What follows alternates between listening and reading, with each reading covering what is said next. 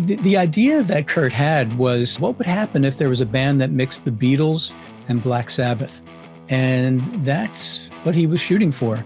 There were a lot of boy bands, Backstreet Boys, and truly fake music like Milli Vanilli. There was a new generation emerging called Gen X, and they were starting to assert themselves. Bands like Nirvana were an expression of that sea change. From the moment Mick and Keith met through to U2 as a high school band in Dublin, how did our biggest music legends make the leap? Passion, talent, luck, and even scandal often came together to propel these stars from obscurity to household name. The stories, the journey, the wild behind the scenes, and much more. I'm Dave Anthony, and I'm the host of From Garage to Stadiums. Content warning. This episode discusses sensitive topics related to suicide and may be triggering for some listeners. If you or someone you know is struggling with suicidal thoughts, please reach out to the National Suicide Prevention Lifeline by dialing 988 or visit their website for immediate support. Welcome to Garage to Stadiums. Today's story is the story of Nirvana. Nirvana was a Seattle, Washington-based band that catapulted the grunge scene of the late 80s and early 90s into global prominence. Led by the enigmatic Kurt Cobain, a high school dropout who, as you will hear, had a unique vision to blend various genres of music that he admired. The result? Nirvana revolutionized rock with their new, raw, innovative sound. Despite releasing only 3 studio albums from 1989 to 1993, Nirvana sold over 75 million records worldwide, becoming one of the best-selling bands of all time and influencing countless others. Here to discuss the meteoric rise of Nirvana from house party band to global stadium success is Michael Azerrad. Michael is the author of The Amplified, Come As You Are, The Story of Nirvana, an extensively illuminated version of his classic 1993 Nirvana biography, Come As You Are, The Story of Nirvana, which was named as one of the 50 greatest rock books ever written by the UK's prestigious music magazine Q. Michael was also a former contributing editor for Rolling Stone, and he wrote that famous Rolling Stone cover story on Nirvana from 1992, in which Kurt wears a homemade t-shirt that says, "Corporate magazines still suck." We're thrilled to have him here today to discuss the incredible journey of Nirvana. Welcome to Garage to Stadiums, Michael. Thank you, Dave. Thanks for having me. Very good. Today we're talking about a very seminal band in the history of rock, and it is Nirvana, of course. I wanted to go back a little bit and talk about each of the band members as children, as adolescents, etc., just to get a perspective of who these folks are, where they came from, what their family life was like. And then we're going to talk a little bit about how you connected with them, to write the book, etc. So I wondered if we could start there and start maybe with Kurt and how he grew up and, a bit of a troubled childhood, it sounds like, by reading the book. Yeah, a bit. And it's interesting, this is a good place to start with Nirvana, about where they're from. Not many rock bands really have that much of a foundation in where they came from. I mean, you think about, the classic rock bands, Led Zeppelin or Pink Floyd or the Rolling Stones. We know where they came from, but it wasn't really part of their origin story, the foundation of their art. But with Nirvana, it starts in a place called Aberdeen, Washington, which is a pretty small town about 2 hours southwest of Seattle in Washington state. And for a long time, many, many years, it was a logging town until the logging industry started to collapse in, I guess, the 70s. And it's a pretty provincial place. Kurt would call a lot of the people who lived there rednecks, perhaps an objectionable term to some, but it is, it's a fairly provincial place. It's also an incredibly beautiful place. The surroundings are incredible. There's mountains and Gray's Harbor and the Pacific Ocean coast and incredibly clean air. But for someone like Kurt, who was a very bright, very creative person who yearned to expand his horizons, Aberdeen, I think, was very constricting. So Kurt was born to Don Cobain, who at the time was working as a mechanic in a garage, and Wendy Cobain, who was a homemaker. Wendy actually was not too musical, but her siblings, Chuck Freidenberg, and was a drummer in a local surf rock band, and her sister Mary was a kind of a country artist who sang in bars and taverns around town and did her own recordings and stuff. And I think she was kind of an early idol to Kurt. And so Kurt was raised in what he described as his upbringing was white trash posing as middle class. His mom was really proud, and she dressed her kids very nicely, and she did the best she could with what she had. And at some point, I don't know, maybe, I guess Kurt was like 9 years old, maybe, his parents got divorced, and it made a profound impression on him. He went from being this kind of cheerful, chipper kid to being very melancholy and withdrawn. And that kind of lasted for the rest of his life.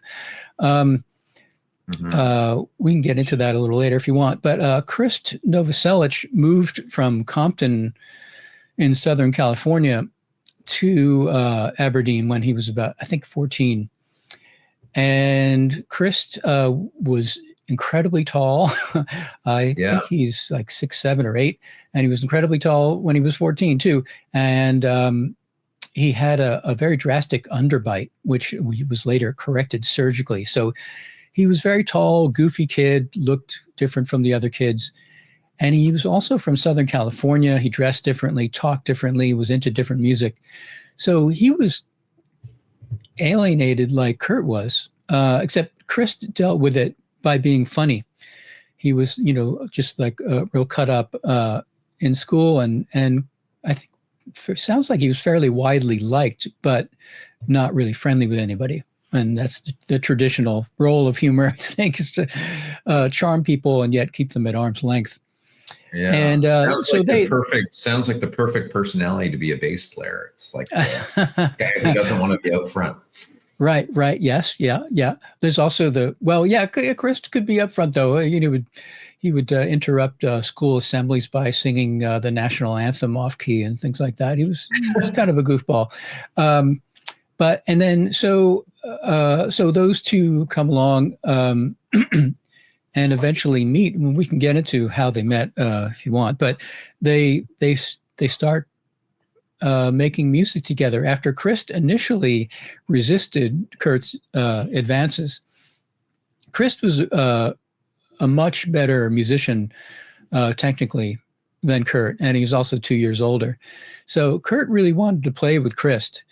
Chris was into punk rock like Kurt, and Kurt, again, was looking to expand his horizons, look beyond the top 40 in metal that people in Aberdeen seemed to favor, and into something more adventurous that looked beyond, his immediate surroundings. So for a long time, Chris resisted Kurt's musical advances, and they finally did start playing together, and went through a succession of drummers. Yeah, they seem to have more drummers than Spinal Tap, it seems. Yeah. They were very exacting, but also it was really hard to find a good drummer who was into punk rock. Everybody there was really into metal, and they had, drum sets with lots of tom-toms, and they wanted to play real fancy. And that was just not what Chris and Kurt were looking for. So they found a couple of really good drummers in town, Aaron Burkhardt and then Dave Foster, but they didn't quite fit. I think one telltale sign was that both Aaron Burkhardt and Dave Foster had mustaches, which was kind of a signifier of being a kind of metalhead. I don't know if your listeners know this term, but hesher. They were maybe Hesher types. So, Okay. but Kurt and Chris wanted to be punk rockers, and so Right. they didn't quite fit the image. And they And eventually so found a new drummer. and so when Chris and Kurt first met, we're talking what, 1983-ish? Maybe a little, yeah, 84, 85, maybe something like that. Okay. Okay. Very Yeah. good. And they start to, I guess they're playing what, local kind of gigs? They try to get gigs, and how does that sort of come about? Well, their first gig as Nirvana was at a house party in a little town called Raymond, about a 30-minute drive south of Aberdeen. So I think a lot of their shows were just that, or they rehearsed in Chris' mother was a hairstylist, and she had a hair salon in town, and there was an empty space above there, and they rehearsed there. And I think they had a few audiences, just people hanging out, watching them play. I think that might have been a lot of their early gigs, frankly. And then they played on April 18th, 1987, they played a place called the Community World Theater in Tacoma, Washington, as under the name Skid Row. I'm not sure if the more famous there was a band band. Skid Row. Yeah, Sorry? there was a band. Was that Yeah, there's a metal band called Skid Row. They may have formed around that. I don't know if they actually had put out a record yet. But Skid Row was, interestingly, a local term. It's from skids for lumber. And they would, the loggers would cut lumber and then slide them down these skids from the hills into the bay or a river to get transported to boats. So that was a little local color. Yeah. They decided there you go, folks. There's the term Skid Row defined for you by Michael. Wow. Yeah. And let's see. And then they played. With Dave Foster as Nirvana at a real concert on March 19th, 1988. So that's when they really got going. And they had a killer drummer and a bunch of songs.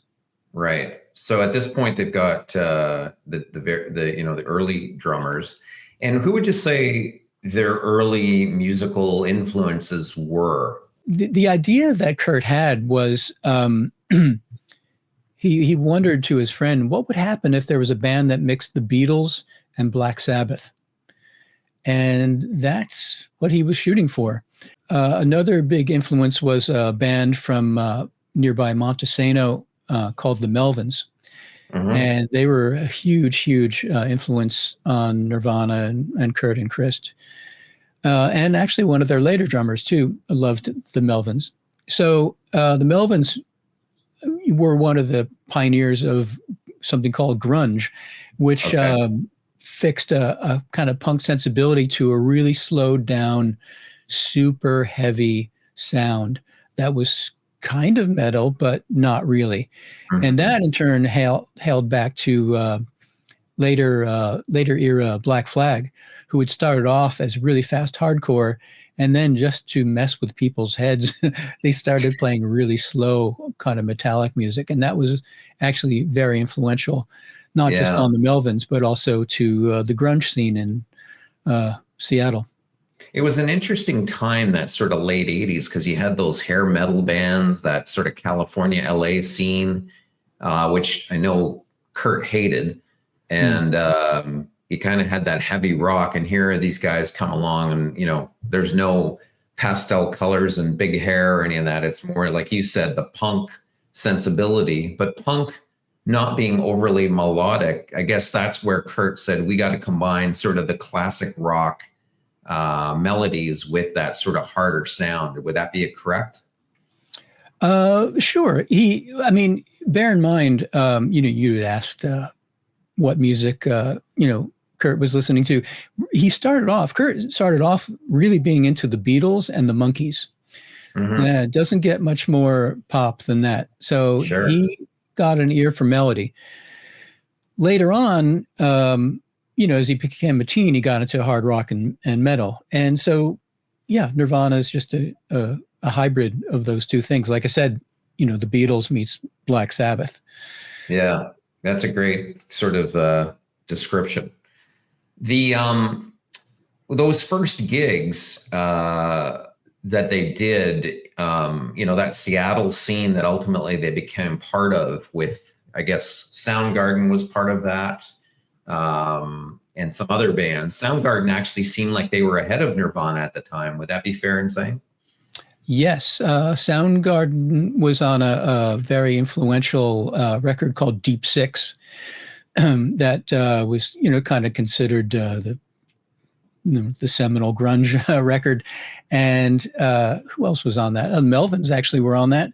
I think Green River and a few other bands. Actually, a post-punk Seattle band called U-Men were also on that record. Right. Skin Yard, I think, was on that record. And you mentioned a band called Mudhoney in your book as well. Were they part of that scene?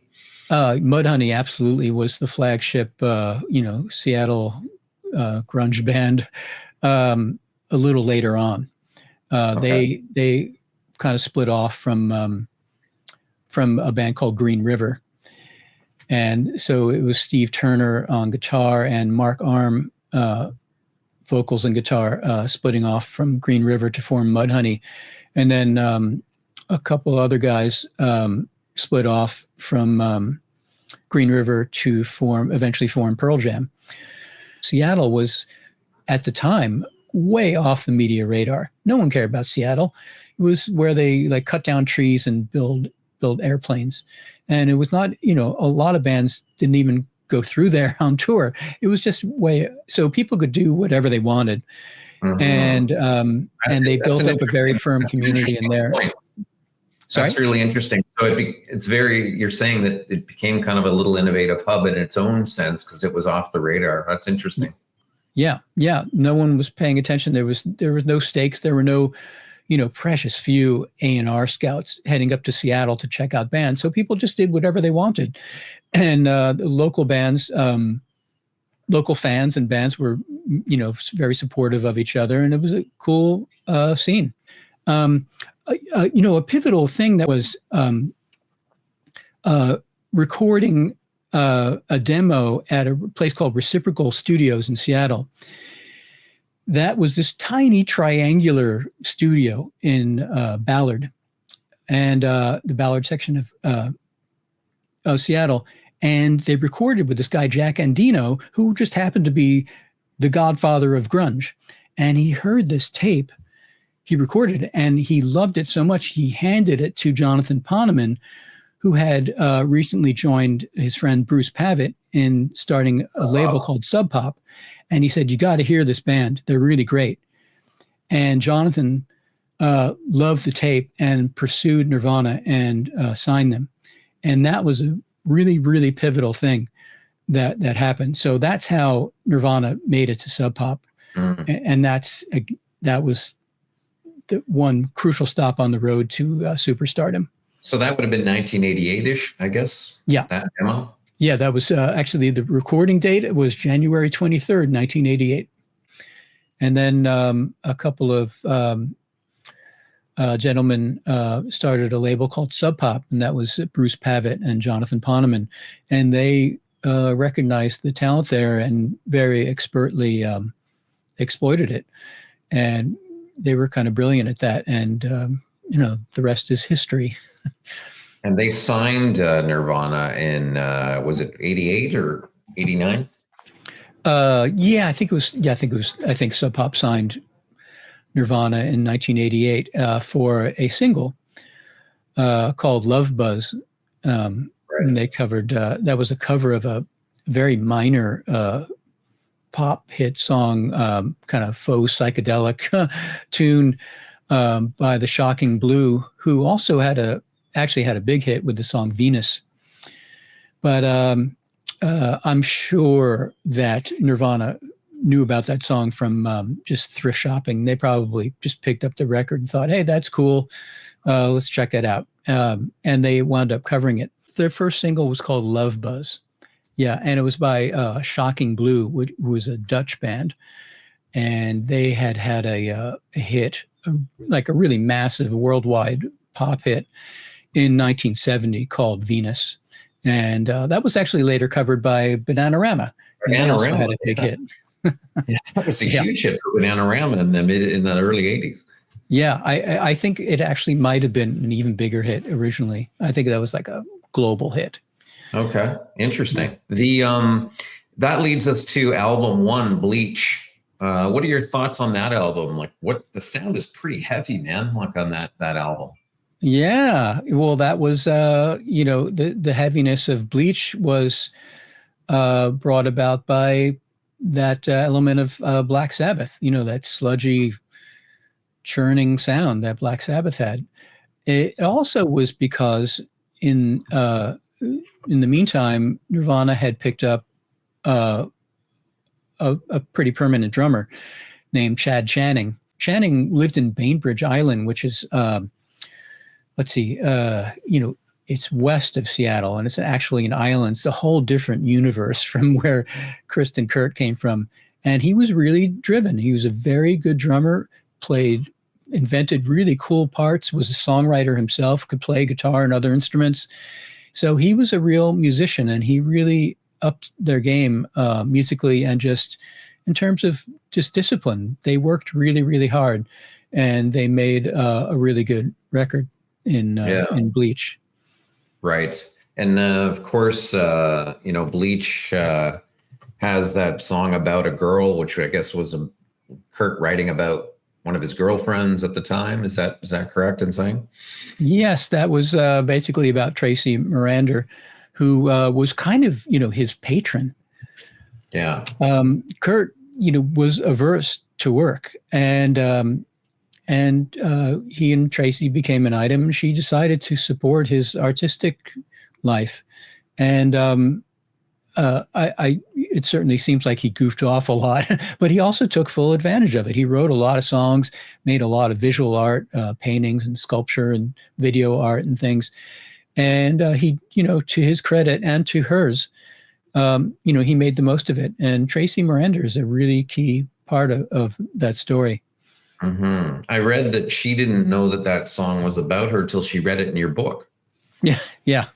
I guess she was the last to know. But that was a really interesting song because amid all that grinding, Black Sabbath-y grunge on that record, all the heaviness and distortion was this almost Beatlesque kind of song.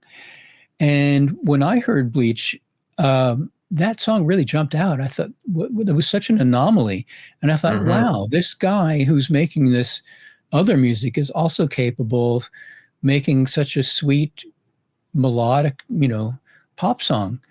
Yeah. And which ultimately became their differentiator. I mean, that song was a prelude to what was to come, wasn't it? Correct. Yes. That was the differentiation.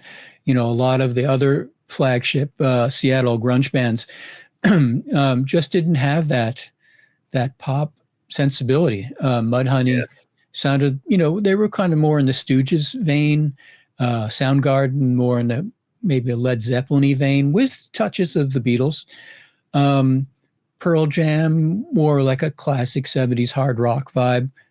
Certainly, all those bands were certainly capable of a catchy song now and then, but nowhere near like what Kurt was capable of. Yeah. If you listen, folks, to that album and you start out with songs like Blue and Floyd the Barber, and then you get to this third song that Michael referenced about a girl, you just kind of like are stunned by the change, as Michael said. So it's a real precursor to what was to come. What was the reaction to that album? Did it take a while? Did it hit? Like Seattle starts to become this place and discovered at some point, but how was Bleach received?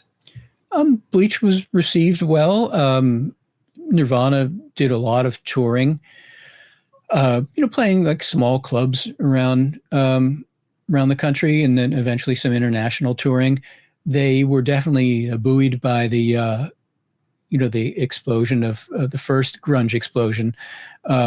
The English music papers loved all the Seattle bands, and they benefited from that. So, things were going pretty well for Nirvana.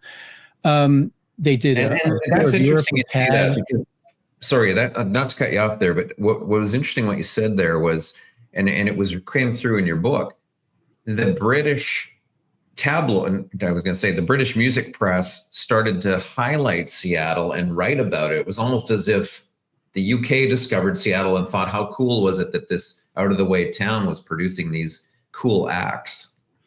Yes. And by the way, Mudhoney at that point, they were the kings of that scene. They got, most of the press and the acclaim, and they were the hot thing in England. And you have to bear in mind at that time that the English music papers, and they were weeklies, and there were 3 of them, Sounds, NME, and Melody Maker. They were weekly, and they were always hungry for new stuff. They were also notorious for building up bands and knocking them down just to keep things fresh for their readers because of the incredible turnover. So they had, for years, promoted kind of, pretty boy pop, synthy kind of bands, very witty kind of musicians, very clean production and melodic kind of music. And it was time for a change. The English music press just said, this is getting played out. We have to do something new to keep people engaged. And so they discovered the great Pacific Northwest and all these, burly, unshaven, roughneck guys.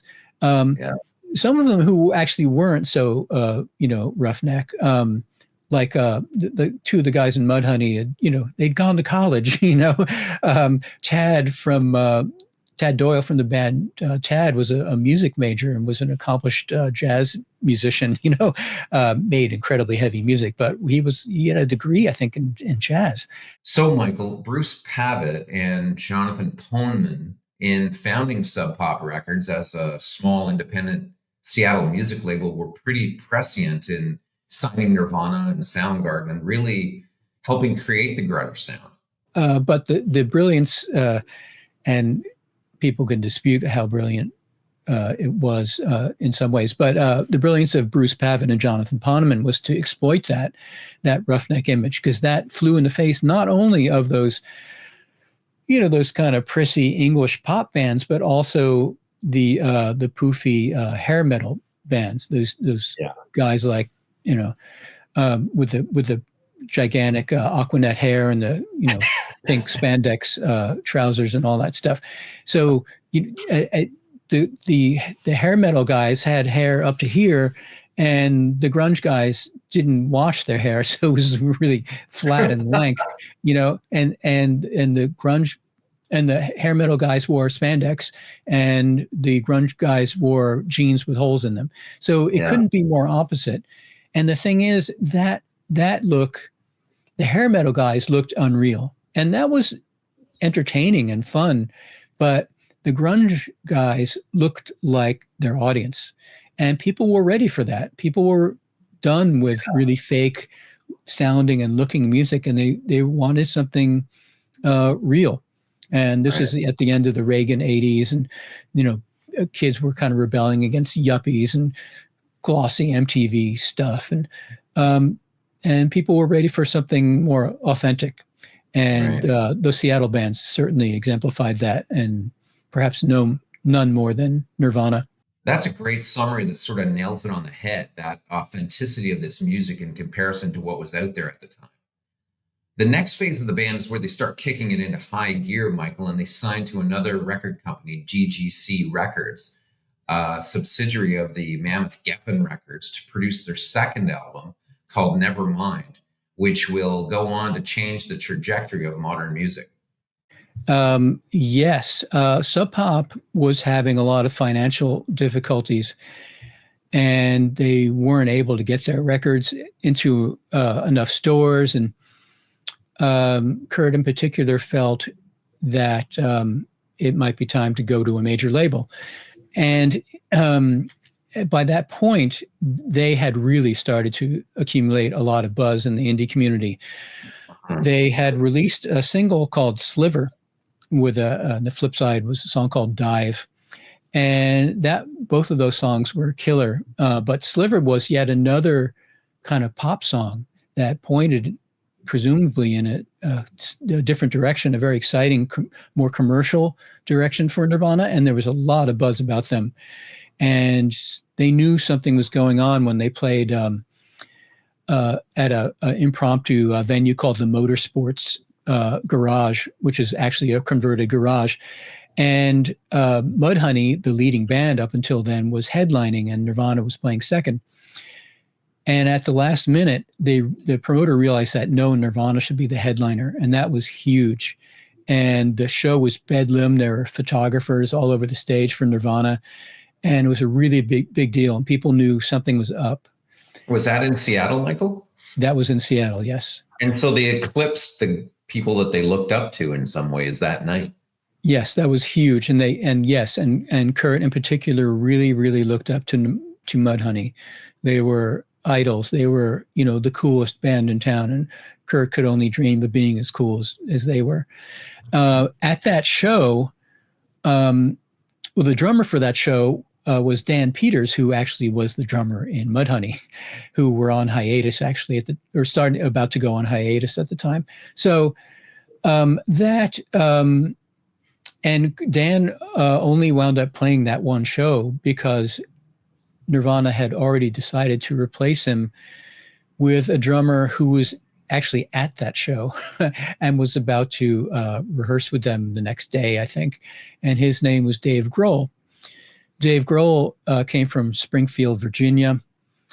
He was the son of, a banking lobbyist and a former assistant to a Republican senator whose name I forget now, but and also a former professional track flautist named. Wow. Actually, I can't remember Dave's father's name, but and then Dave's mom was a school teacher, and they got divorced. Dave did not become withdrawn and inwardly kind of focused and alienated like Kurt did. In fact, Dave, I think he was the president of a sophomore high school year class or something like that. He's very popular, and still is that guy to this day. And he got into hardcore music after being a complete Led Zeppelin fiend, and joined a hardcore band from Virginia called Scream, hardcore metal band called Scream, and recorded an album or two with them. Yes, they did. They toured all over the U.S. and all over Europe, played a lot of squats and punk rock dives and stuff like that. Dave certainly earned his stripes there. He was already a phenomenal drummer. In fact, Scream did the unthinkable for a punk band and allowed him a 3-minute drum solo every night. And at some point, Scream falls apart. And Dave speaks with his friend Buzz Osborne, who was the singer-guitarist in the Melvins. And Buzz mentioned that his friends Nirvana were looking for a drummer. And one thing led to another, and Dave wound up playing with Nirvana.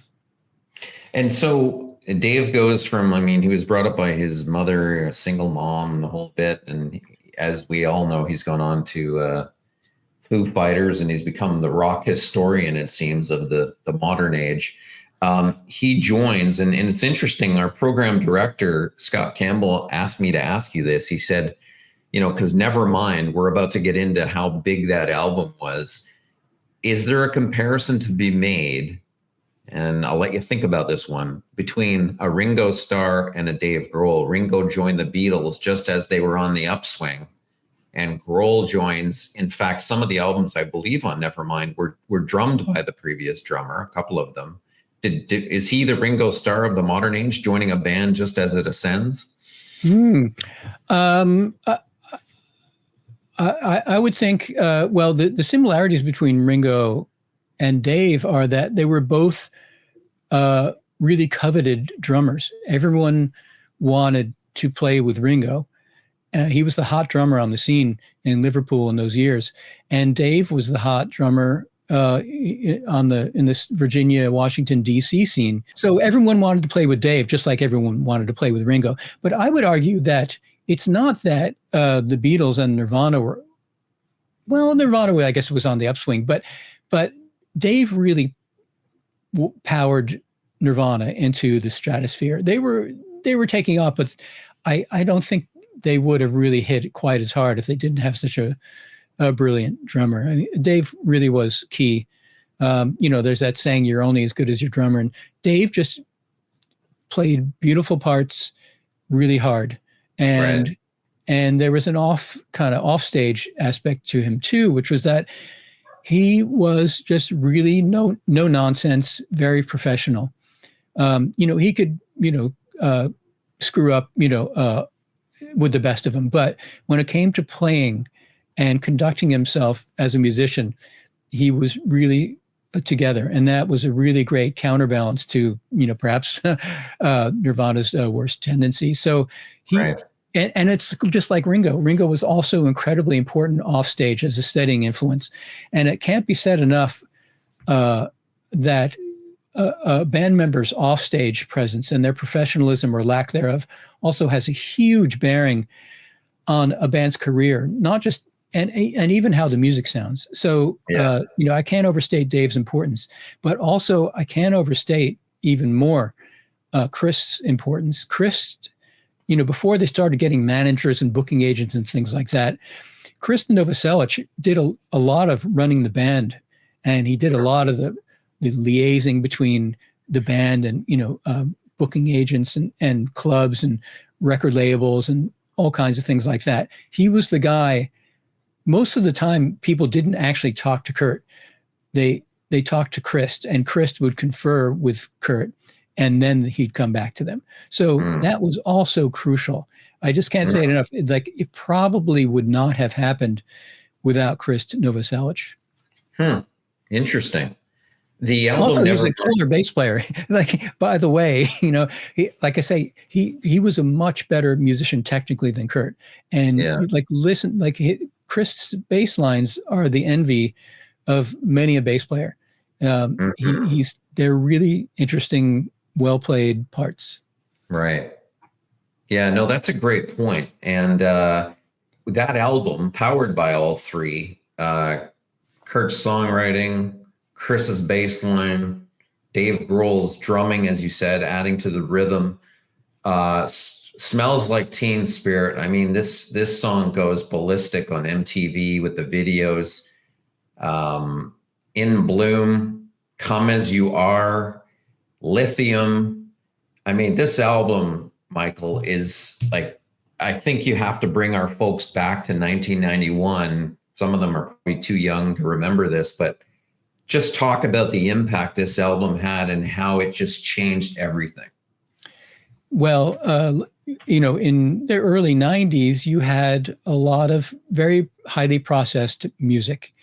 You had, like I say, the hair metal bands. It's really glossy, pop metal with a lot of, casual misogyny, and it was, not my cup of tea, frankly. There were a lot of boy bands, Backstreet Boys and things like that, NSYNC. Truly fake music like Milli Vanilli. A lot of, things like Debbie Gibson and Tiffany. Very, kind of candy floss pop music. We were about to get a new president. The Reagan era was over after 12 years. There was a new generation emerging called Gen X, also known as slackers, and they were starting to assert themselves as a generation, as a cultural force, and as a consumer force. They were buying music and other things that they wanted to buy, and they weren't going to be dictated to much longer by the powers that be. And bands like Nirvana were an expression of that sea change, that rebellion. Eventually, Nirvana and all these other bands kind of got absorbed, into the capitalist consumerist framework. But for a while there, it was really exciting. It felt like things were really, really changing. If you heard a song like Teen Spirit on the radio after, being inundated with Milli Vanilli for a few years, Yeah. it was pretty huge. And you heard that song everywhere. Oh You'd my be goodness. walking down the street, it'd be blasting out of a grocery store, out of passing cars, maybe someone walking down the street with something called a boombox.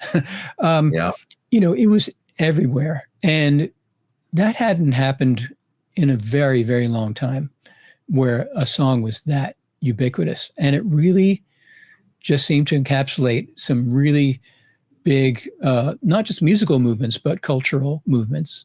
Yeah. And the video itself that they shot, in a gym in some high school, that was played on rotation on MTV and other places. I mean, continuously. Yeah, that was actually on a set. But it was the cheerleaders that were sort of goth like it was the pep rally from hell, I think is what Grohl called it. And so that also really appealed to the rebellious spirit that had been kind of bottled up. The video features a bunch of kids eventually just committing like total anarchy at a pep rally in this high school setting. And good metaphor for what happened with music at that time. Right, exactly. It was just a masterstroke, and again, it was all over MTV. And then it got a second life when Weird Al Yankovic did a parody of it.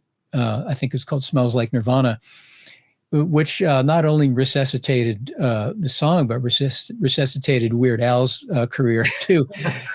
And so that was a real zeitgeist moment. And as you say, there was more where that came from on Nevermind. There was In Bloom, another really great song. Come As You Are, another really great song. And there was just more where that came from. And it was an impeccably produced record. It was just sounded fantastic on the radio. It was produced by Butch Vig, who had a lot of indie cred. And that's why Nirvana chose him. But then it was mixed and, glossed over by a guy named Andy Wallace, who did a lot of incredible mixing for bands like Slayer, and later on did like Rage Against the Machine and tons of other bands. So he knew how to make really hard rock and music sound good on the radio. And it was just a perfect storm. With the ubiquitous hit Smells Like Teen Spirit, Nirvana's second album went on to sell over 30 million copies and thrust Kurt Cobain into the spotlight as a generational figure, in particular for the Gen X crowd just coming of age. This success of the album and the fame that ensues produced some real ambivalence in Kurt, based on your book, which we'll get to shortly. I wanted to switch to the personalities of the performers, because you spent some time with the band in close quarters, interviewing, etc. Let's start with Kurt. And obviously, he had his mental health struggles. He had some, you'll tell us about them. But you spent time with Kurt. Tell us now, looking back on that time, what you think of his personality and sort of his relationships. Like, what was he really like? Well, he was never raised to believe that he would amount to anything. And he repeatedly would cop to saying that he had low self-esteem. Although I think, how much low self-esteem could you have and be the leader of a rock band, the lead singer and guitarist of a rock band. But so there was that conflict in him. And so when you have someone with low self-esteem who was never told he would amount to anything, was picked on in high school, always feeling like an outcast, a depressive, melancholy person, and suddenly you get massive fame heaped on you. Everyone wants to write about you. They're analyzing your lyrics and your every utterance. And Kurt didn't even graduate from high school. So he was very self-conscious about being well-spoken. He just didn't think he could communicate well, and he was very reluctant to do interviews. And so he had all this pressure on him, and he wasn't built to cope with it. A lot of today's indie rock stars actually come from privilege, and they're very well spoken, very well educated, and very comfortable with being the center of attention, but not Kurt. And Kurt also had the incredible handicap of being addicted to heroin, and that will put a serious dent in anyone's life. So, but he ran hot and cold. He could be a very sweet, thoughtful person. I think he was truly sensitive, not in terms of being, and by that I don't mean sort of touchy. I mean sensitive he picked up all the signals in a room. Like everyone in the room, he was kind of aware of how they felt just through body language and the tone of their voice and things like that.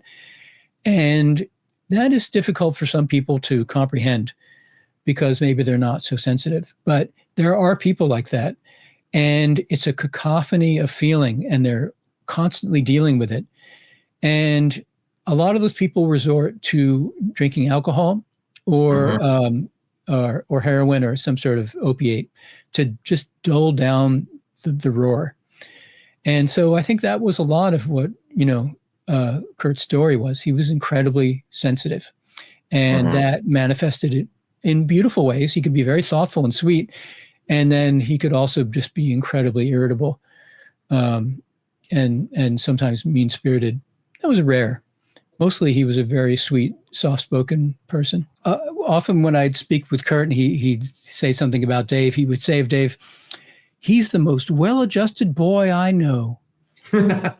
And Kurt said that, kind of mockingly, but also, I think, admiringly. Dave just had it together.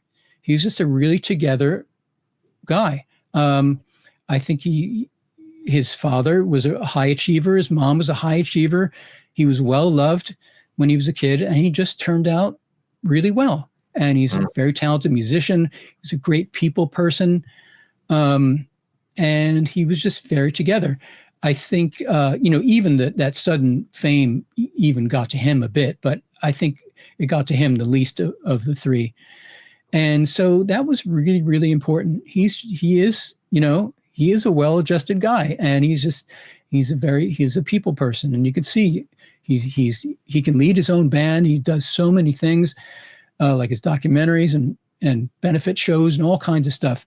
So he's a together guy.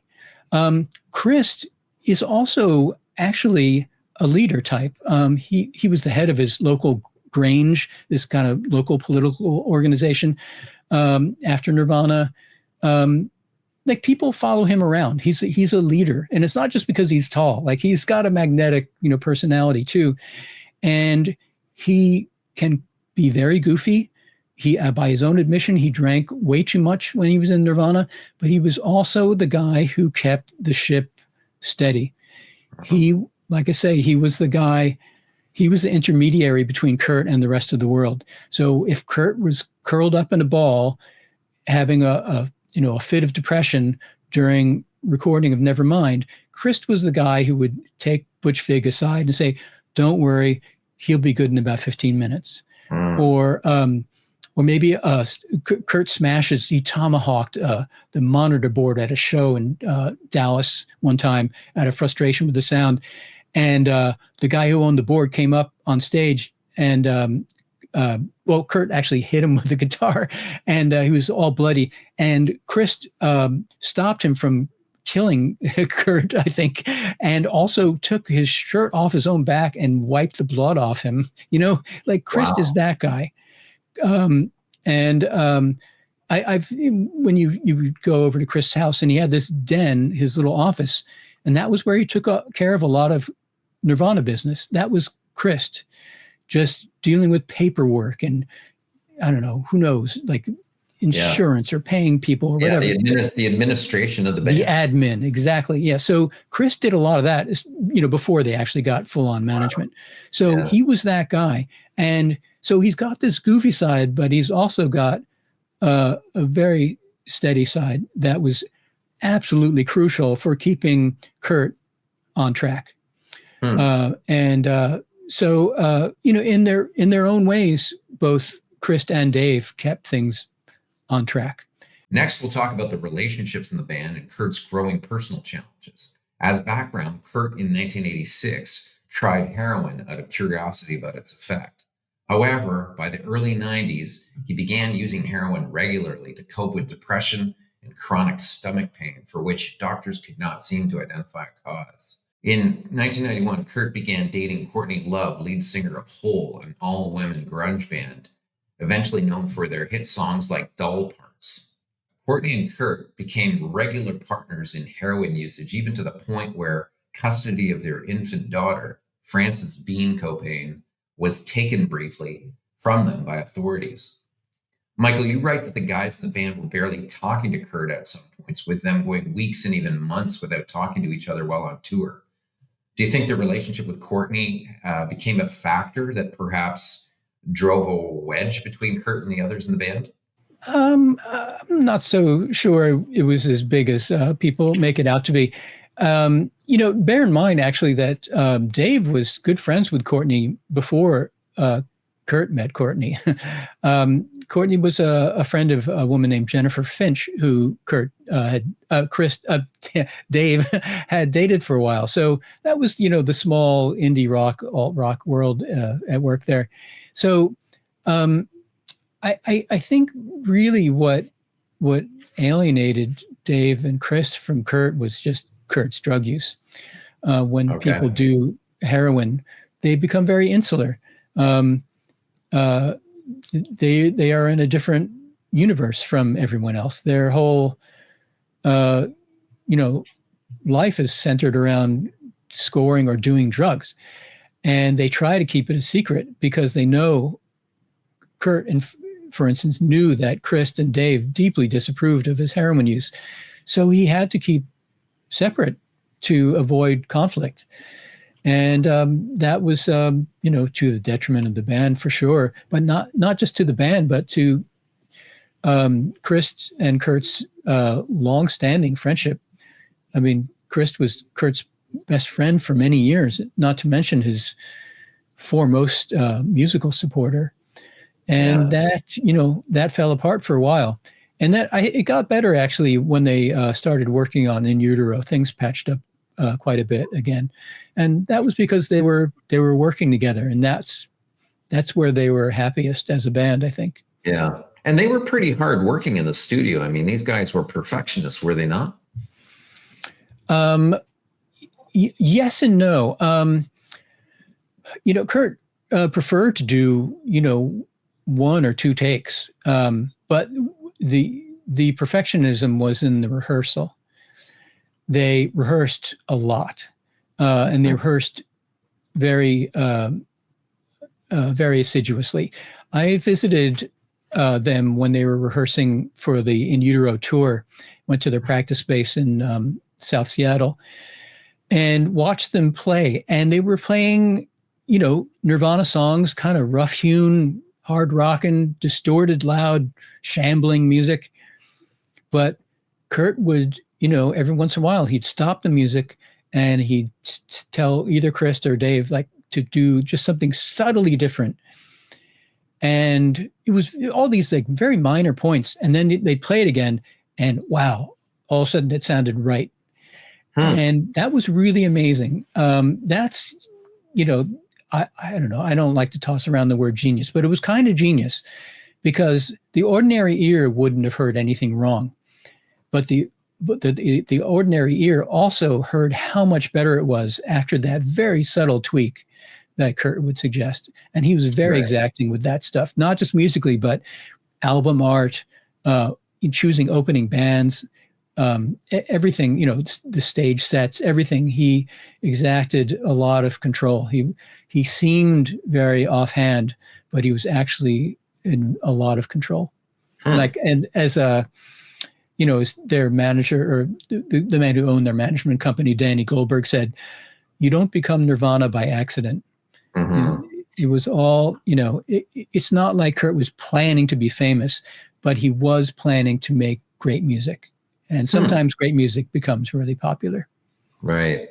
And very interesting. Those are incredible observations and insights. You mentioned the album In Utero. It comes out and it's got some hits on it, but it's a return to sort of I guess it's Kurt's rebellion against that over studioized Nevermind. But it's got some hits: Heart-Shaped Box, All Apologies, songs like Rape Me, Dumb. I mean, these are still sort of in that melodic kind of Kurt kind of way. What was it? Was it kind of that rebellion that was returning to a harder punkish sound? Yeah, well, Kurt was very, he was very much wanted to be accepted by the indie and punk community, and he was kind of embarrassed by how glossy and popular Nevermind was.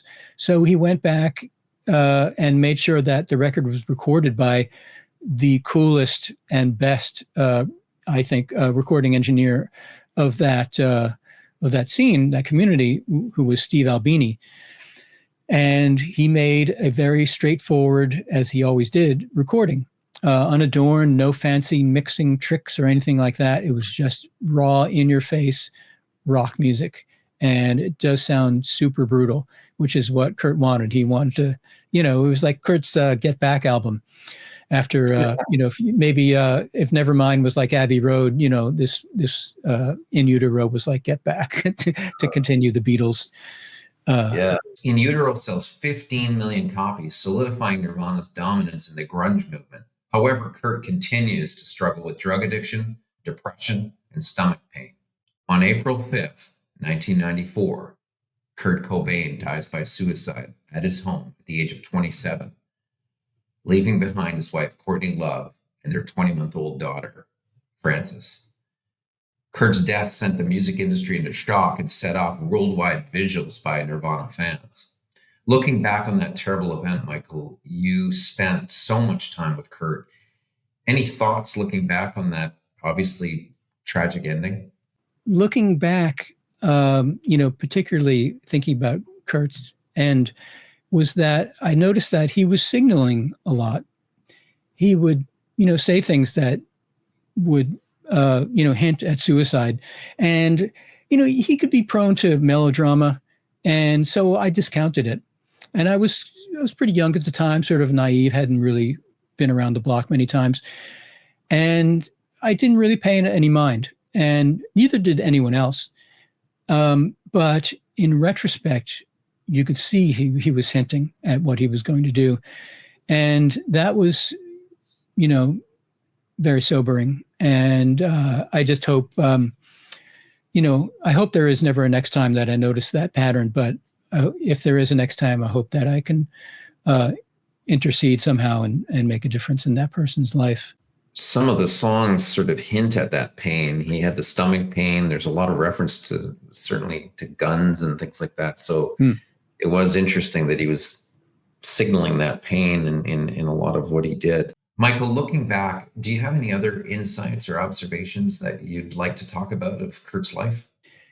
Kurt really wanted to leave Aberdeen, not just physically, but psychologically, culturally. So people in Aberdeen were homophobic. He was outspokenly not homophobic.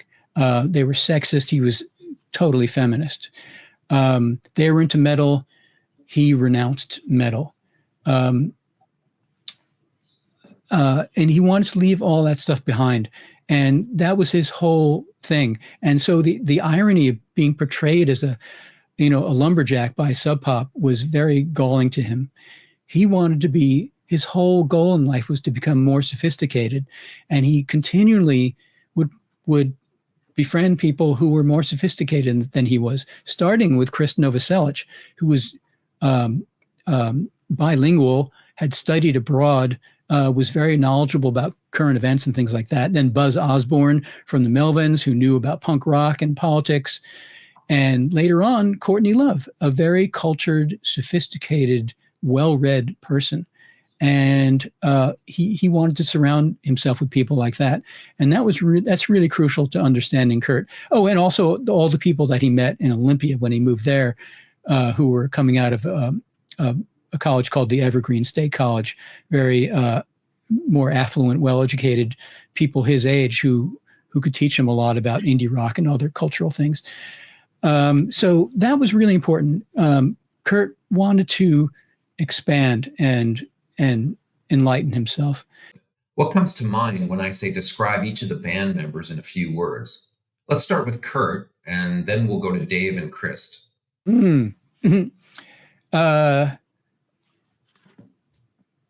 Loud, soft, sweet.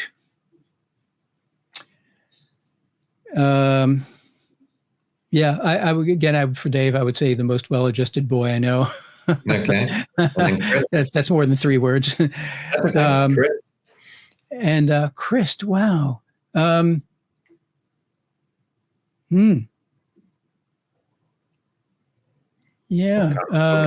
What comes to mind when you think Chris? Yeah. He's complicated because, he's lovable. He's a goofball, but he's also a solid dude. So I don't know. Yeah. Solid, lovable goofball. Like it. Yeah. I'm going to get to 2 last questions. Okay. I want to talk about Nirvana's place in music history. Who have they influenced? Where will they be? What will they be remembered for? Well, I like to draw a difference, a contrast between influence and inspiration. So Nirvana influenced a bunch of bands. Influenced, by my definition, meaning shaped how these bands sound.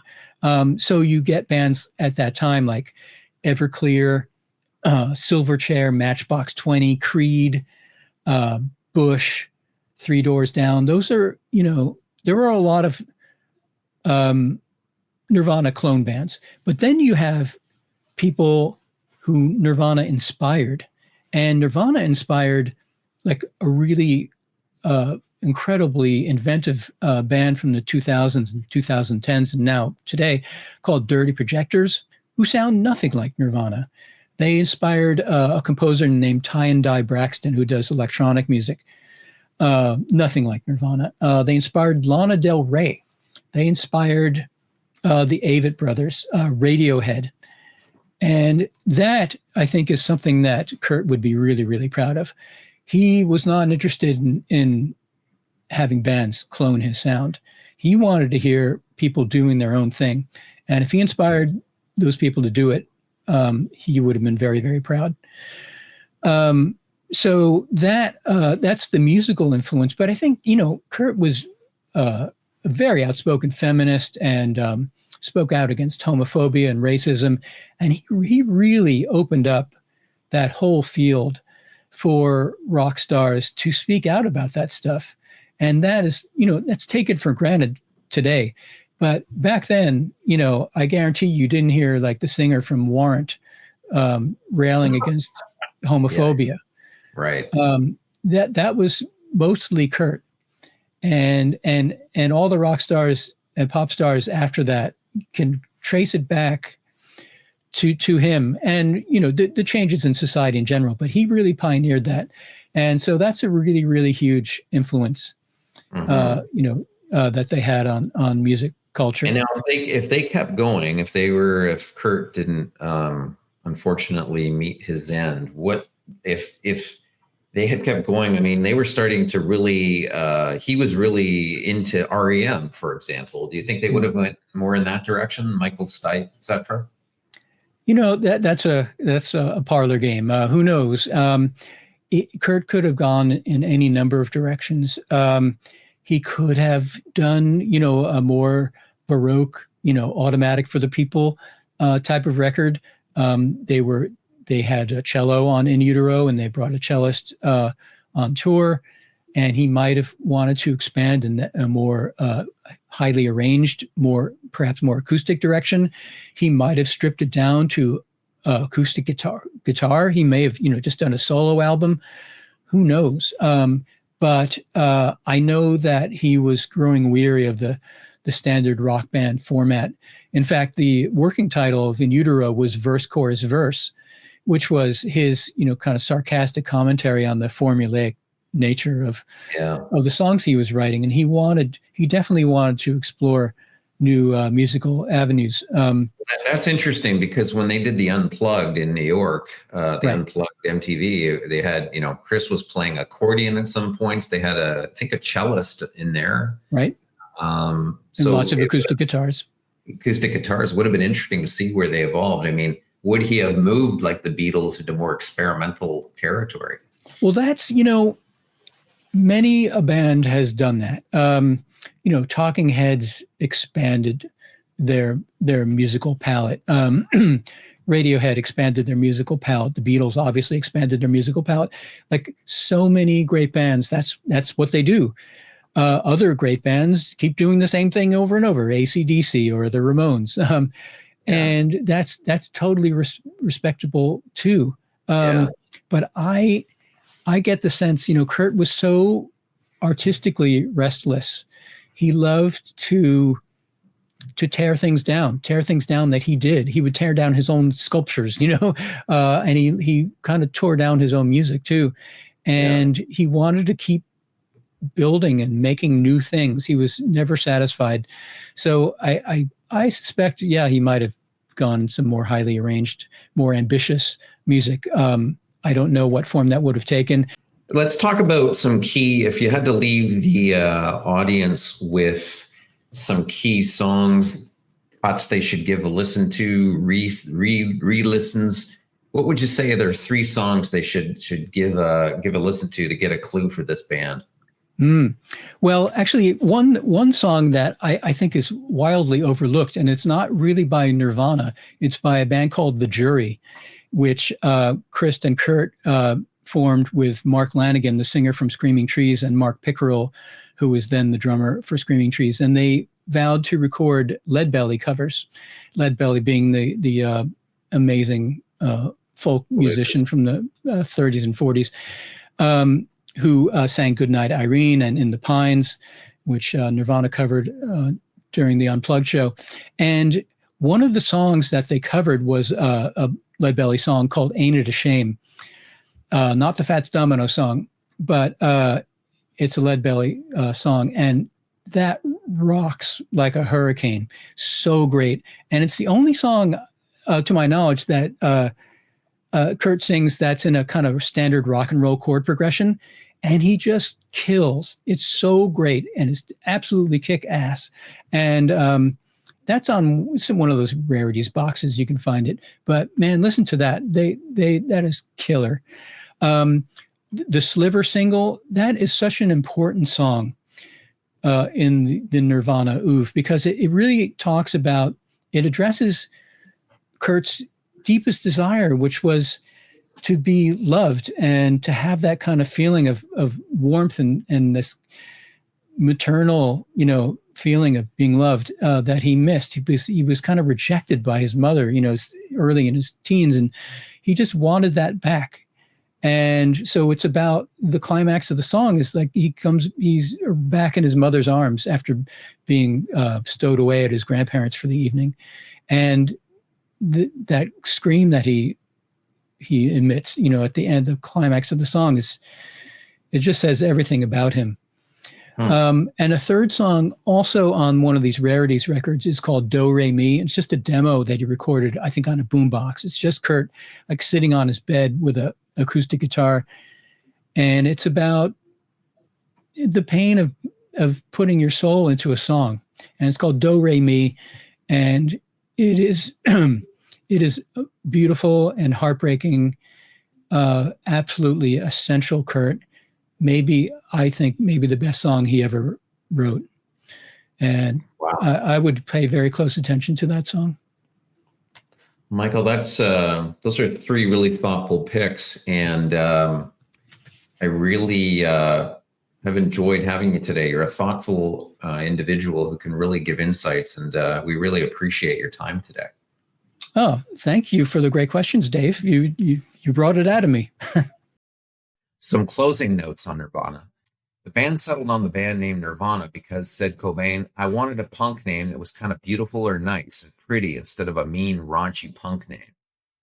Nirvana was certainly a step up on previous names the band sported, including Skid Row, Pen Cap Chew, Ted Ed Fred, and the topper of all, Fecal Matter. After formally going forward with Nirvana, they were actually sued by a British band also called Nirvana, but that was settled at a court. Nirvana was inducted into the Rock and Roll Hall of Fame in 2014 by Michael Stipe of R.E.M., a band that Kurt greatly admired. One of the songs that Nirvana's remaining members, Dave Grohl and Chris Novoselic, performed that night was their global hit, Smells Like Teen Spirit, with Joan Jett on lead vocals. We'll include a clip of that and other amazing band clips on our bonus content on the GarageToStadiums.com website. And speaking of Smells Like Teen Spirit, we discussed the video for the song on this episode, which was played on heavy rotation on music video shows around the globe. Well, the janitor role in that video is a nod to Kurt Cobain's old job, in which he worked as a high school janitor to finance early demos by the band and his early artwork. We also discussed Nirvana's first hit, About a Girl, which was inspired by Kurt's girlfriend, Tracy Miranda. Drummer Chad Channing, who you recall was the drummer just before Dave Grohl joined the band, recalled asking Kurt what the song was about. And Kurt simply said, it's about a girl, to which Channing suggested, why don't you just call it that? Michael's book, Come As You Are, also featured a light moment in the history of Nirvana at the record release party thrown by their new label, DGC, a subsidiary of Geffen Records. In celebrating their new album, the band proceeded to drink rather heavily when a fight broke out. Well, sort of a fight. It was actually a food fight started by Chris, the bassist, who threw a tamale at Kurt, and Kurt responded by launching handfuls of guacamole back. Food began to fly everywhere with, as our guest Michael writes, quote, no regard for the music industry geeks whose suits were getting splattered, unquote.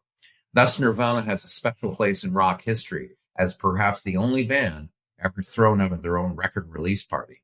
And finally, not many rockers have been involved with two successful bands, but Dave Grohl, Nirvana's drummer, reinvented himself as a guitar-playing lead singer of the Foo Fighters, going on to sell 32 million records with that group. Thanks for making Garage to Stadiums one of the top 5% of podcasts in the world. We'd love for you to follow our shows on your favorite podcast platform so you can be alerted when our next episode drops. Follow us for some great music history content posted on our social channels, Instagram, X, Facebook, LinkedIn, and YouTube. Our YouTube channel has additional bonus coverage from all our interviews. Visit us at Garage to Stadiums for more bonus content on all the bands featured and links to great downloadable playlists on Apple and Spotify. Special thanks to our guest, Michael Azerrad, author of Come As You Are and his newer version, the amplified Come As You Are, The Story of Nirvana. Thanks to producers Amina Faubert and Connor Sampson, our program director, Scott Campbell, video director, Nigel Campbell, and creative director, Chad Raymond. You've been listening to Garage to Stadiums, another Blast Furnace Labs production. I'm Dave Anthony. See you next time for another Garage to Stadium story.